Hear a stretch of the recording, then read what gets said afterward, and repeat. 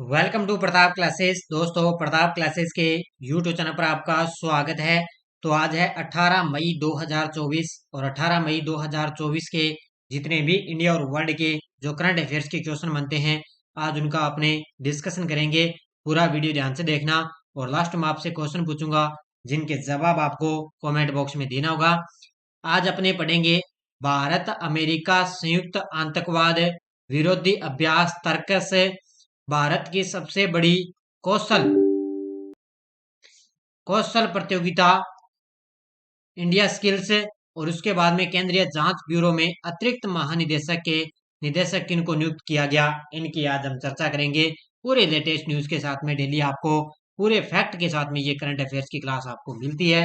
तो सारे विद्यार्थी एक बार सेशन को लाइक शेयर करेंगे और जो साथी हमारे चैनल पर नहीं है तो जरूर आप चैनल को सब्सक्राइब करें और इसके पास लगे बेल आइकन का घंटा दबाएं ताकि हम जैसे वीडियो अपलोड करें उसका नोटिफिकेशन आप तक पहुंच जाएगा। तो सभी साथियों को गुड मॉर्निंग। सबसे पहले हम कल के क्वेश्चनों को रिवाइज कर लेते हैं। भारतीय वायुसेना ने पहली बार स्वदेशी मोबाइल अस्पताल विषम का परीक्षण किस शहर में किया? आगरा के अंदर। विश्व महिला टेबल टेनिस एकल रैंकिंग में शीर्ष 25 में जगह बनाने वाली पहली भारतीय महिला खिलाड़ी कौन बनी? मनिका बत्रा। किसने अपने चीफ एआई ऑफिसर के रूप में डेविड साल्वाजिनी को नियुक्त किया? तो नासा ने। भारतीय पर्यटक अब किस देश में यूपीआई से पेमेंट कर सकेंगे? तो ये करेंगे श्रीलंका के अंदर। साहित्य अकादमी फेलोशिप से किसे सम्मानित किया गया? रसिक बॉन्ड को। किस खिलाड़ी ने अंतर्राष्ट्रीय फुटबॉल से संन्यास लिया? सुनील छेत्री ने। लॉरेंस वोंग ने 15 मई 2024 को किस देश के चौथे प्रधानमंत्री के रूप में शपथ ली? तो ये बन चुके हैं सिंगापुर के चौथे प्रधानमंत्री। ये थे कल के क्वेश्चनों का रिवाइज हमने कर लिया।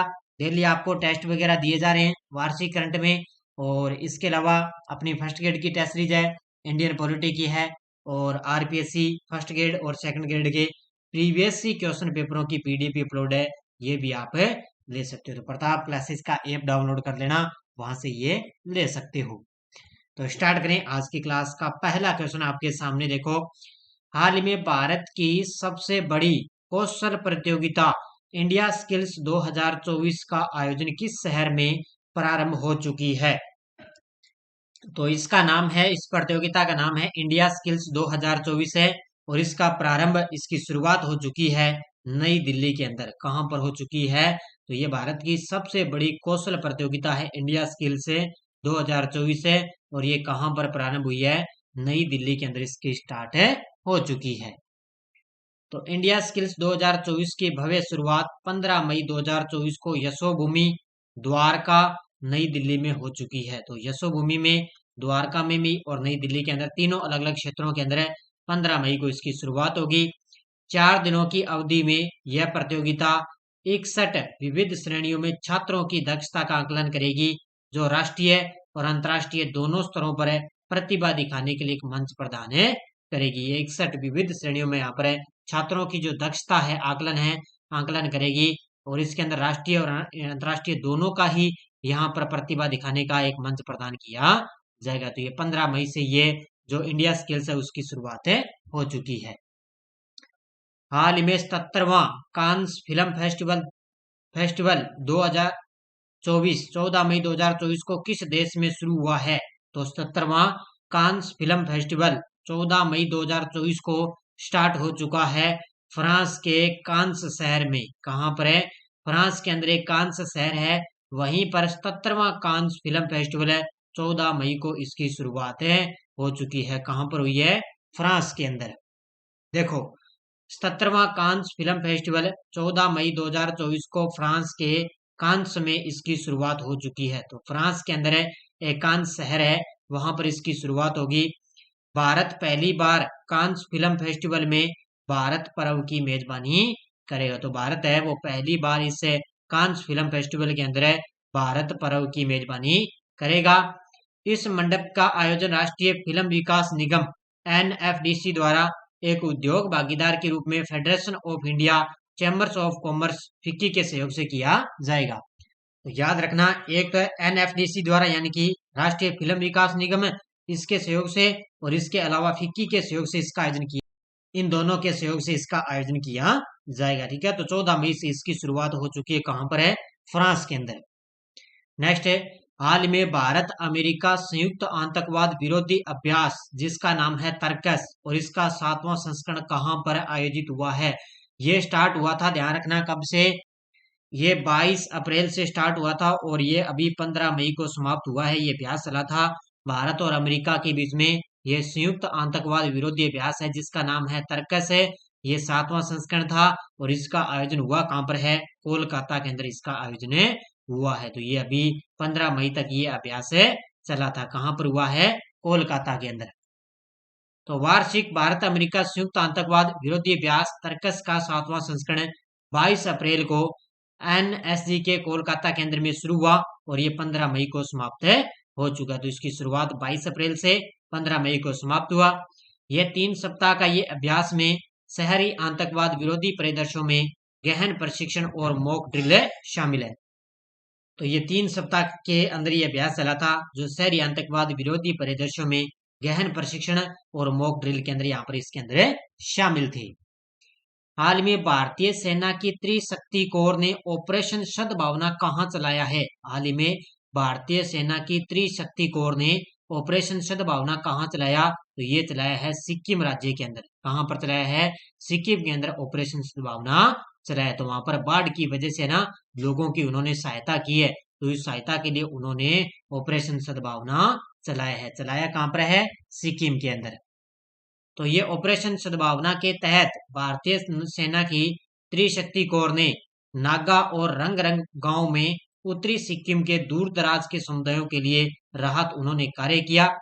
उन्होंने विनाशकारी हिमानी झील है, इसके अंदर विस्फोट बाढ़ के बाद में त्रिशक्ति कोर ने आवश्यक राहत सामग्री वितरित किया। यानी कि बहुत ज्यादा इससे झील के अंदर विस्फोटक बाढ़ आ गई, तो वहां पर जो दूर दराज के जो समुदाय जो लोग हैं उनकी सहायता के लिए उन्होंने ऑपरेशन सद्भावना चलाया है। हाल ही में नीरज चोपड़ा ने फेडरेशन कप में कौन सा पदक जीता है? हाल ही में नीरज चोपड़ा ने फेडरेशन कप में कौन सा पदक जीता? इन्होंने जीता है स्वर्ण पदक जीता है।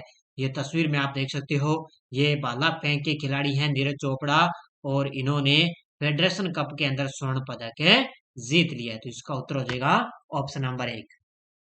तो पुरुषों के भाला फेंक में ओलंपिक चैंपियन है नीरज चोपड़ा ने उड़ीसा के भुवनेश्वर के कलिंगा स्टेडियम में फेडरेशन कप 2024 के अंदर स्वर्ण पदक जीत लिया और उन्होंने चौथे राउंड में 82.27 मीटर के प्रयास के साथ उन्होंने बढ़त बना लिए। तो 82.27 मीटर के प्रयास से उन्होंने ये स्वर्ण पदक जीत लिया। कहां पर है? उड़ीसा के भुवनेश्वर के कलिंगा स्टेडियम के अंदर उन्होंने फेडरेशन कप में स्वर्ण पदक जीता है। किसने? नीरज चोपड़ा ने। हाल में किन वरिष्ठ अधिकारियों को केंद्रीय जांच ब्यूरो यानी कि सीबीआई में अतिरिक्त निदेशक नियुक्त किया गया है? तो किनको? एक है ए.वाई. कृष्णा और दूसरे हैं एन वेणुगोपाल। इन दोनों वरिष्ठ अधिकारियों को केंद्रीय जांच ब्यूरो यानी कि सीबीआई के अंदर अतिरिक्त निदेशक के रूप में इनको नियुक्त किया गया। तो इसका उत्तर हो जाएगा उपयुक्त दोनों। तो दोनों को दोनों सीबीआई के अंदर अतिरिक्त निदेशक नियुक्त किया गया। देखो डिटेल, यह है असम मेघालय कैडर के 1995 बैच के प्रतिष्ठित आईपीएस अधिकारी ए.वाई.वी. कृष्णा को सीबीआई में अतिरिक्त निदेशक नियुक्त कर दिया। तो ये तो हैं असम मेघालय के 1995 के आईपीएस अधिकारी और ये हैं हिमाचल प्रदेश कैडर के अनुभवी आईपीएस अधिकारी एन वेणुगोपाल। इन दोनों को सीबीआई के अंदर अतिरिक्त निदेशक नियुक्त किए गए। तो ये हिमाचल प्रदेश के हैं और ये हैं असम मेघालय के 1995 बैच के आईपीएस अधिकारी। हाल ही में किस देश के प्रधानमंत्री अपना चौथा विश्वास मत हासिल करने के लिए तैयार है? हाल ही में किस देश के प्रधानमंत्री अपना चौथा विश्वास मत हासिल करने के लिए तैयार हैं? तो वो हैं नेपाल देश के प्रधानमंत्री। कौन है नेपाल के प्रधानमंत्री? पुष्प कमल दहल चंड। कौन है? पुष्प कमल दहल हैं नेपाल के प्रधानमंत्री और वो अपना चौथा विश्वास मत हासिल करने के लिए तैयार है क्योंकि उनकी संसद के अंदर बड़ा हंगामा मचा हुआ है। तो इसका उत्तर हो जाएगा नेपाल के प्रधानमंत्री।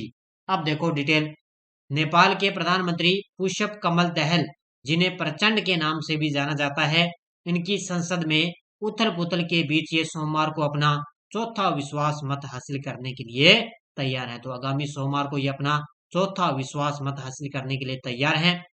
जनता समाजवादी पार्टी नेपाल ने दहल के पदभार संभालने के 18 महीनों के भीतर अपना समर्थन वापस ले लिया है, जिससे यह नवीनतम विश्वास मत उनको प्राप्त हुआ है। तो याद रखना, इनकी जो संसद के अंदर उथल पुथल के बीच में इन्होंने अपना चौथा विश्वास है मत हासिल करने के लिए तैयार है। कौन है? नेपाल के प्रधानमंत्री पुष्प कमल दहल। अगला क्वेश्चन, हाल ही में सुप्रीम कोर्ट बार एसोसिएशन के नए अध्यक्ष कौन बने हैं? हाल ही में सुप्रीम कोर्ट बार एसोसिएशन के नए अध्यक्ष कौन बन गए? तो ये बन चुके हैं कपिल सिब्बल। ये वकील है, ध्यान रखना, तस्वीर में आप देख सकते हो ये वकील हैं और ये चौथी बार जो कपिल सिब्बल हैं ये सुप्रीम कोर्ट बार एसोसिएशन के नए अध्यक्ष हैं बन गए। तो अब की बार ये चौथी बार ये पद ग्रहण करने जा रहे हैं। कौन है? कपिल सिब्बल। देखो, ये है सीनियर वकील कपिल सिब्बल ने सुप्रीम कोर्ट बार एसोसिएशन के अध्यक्ष पद का चुनाव जीत लिया। यह वकीलों के संगठन के अध्यक्ष के रूप में उनका यह चौथा कार्यकाल है, जो वरिष्ठ अधिवक्ता आदित्य सिंह अग्रवाल के स्थान पर उनको जाना जाएगा। तो ये आदित्य सिंह अग्रवाल पहले थे, लेकिन अब की बार इनको वोट कम मिले हैं, लेकिन अब इनका पद संभालेंगे कपिल सिब्बल है। इन्होंने इस अध्यक्ष पद का चुनाव जीत लिया है। तो ये सुप्रीम कोर्ट है बार एसोसिएशन के नए अध्यक्ष बन गई। भारत की इंटरनेट अर्थव्यवस्था कब तक 1000 अरब डॉलर तक पहुंच सकती है? भारत की इंटरनेट अर्थव्यवस्था कब तक 1000 अरब डॉलर तक पहुंच सकती है? तो ये पहुंचेगी 2030 तक। कब तक पहुंच सकती है? 2030 तक पहुंच सकती है। तो भारत की इंटरनेट अर्थव्यवस्था महत्वपूर्ण वृद्धि के लिए तैयार है। इसके अंदर उद्योग विशेषज्ञों का अनुमान इन्होंने लगा दिया कि 2030 तक है जो 1000 अरब ट्रिलियन तक इसका आंकड़ा पहुंच जाएगा। तो 1 अरब डॉलर है वो इनका आंकड़ा पहुंच जाएगा 2030 तक है। यह वृद्धि मुख्य रूप से ई कॉमर्स क्षेत्र द्वारा संचालित है, जिसके वित्त वर्ष 2023 में 60 बिलियन डॉलर से 325 बिलियन डॉलर तक यानी कि 25% की वार्षिक दर से बढ़ने की उम्मीद है और ये विश्व स्तर पर तीसरा सबसे बड़ा देश बन जाएगा। तो भारत इंटरनेट के अंदर सबसे बड़ा तीसरा देश बन जाएगा। और आपको पता है बढ़िया तरीके से आजकल इंटरनेट वगैरह सबको इंटरनेट की जरूरत होती है। अगर एक दिन अगर 12 घंटे इंटरनेट अपने बंद कर दे जो है तो कंपनियां वगैरह तो अपने कितने परेशान होते हैं। तो पतना कोई काम है इन नेट के बिना तो चलता ही नहीं है। तो इसलिए अब धीरे धीरे 2030 तक ये 1000 अरब डॉलर तक इसका आंकड़ा पहुंच जाएगा। हाल में विश्व दूरसंचार और सूचना समाज दिवस 2024 कब बनाया गया? तो ये बनाया गया कल 17 मई को। तो कल 17 मई को अपने विश्व दूरसंचार और सूचना समाज दिवस 2024 से बनाया। कब है? 17 मई को। बस इतना ही पॉइंट याद रखना है, 17 मई को बनाया जाता है। थीम आपको याद रखनी है, सतत विकास के लिए डिजिटल नवाचार। इसकी थीम क्या है? सतत विकास के लिए डिजिटल नवाचार इसकी अब की बार थीम रही है।